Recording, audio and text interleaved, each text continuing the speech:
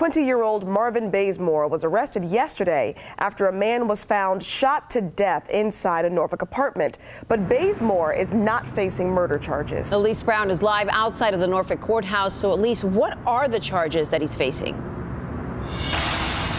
Good morning, Lucy and Ashley. Bazemore is accused of concealing or hiding the victim's body. He'll face a judge here at court later this morning.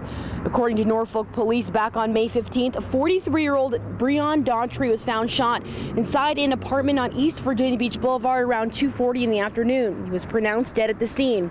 After police did some digging, they charged 20-year-old Bazemore with concealing a dead body and obstruction of justice. Now, police tell us they do believe this is an isolated incident and they're working on learning the motive. We'll keep you updated as the story develops. Live in Norfolk, Elise Brown, 13 News Now.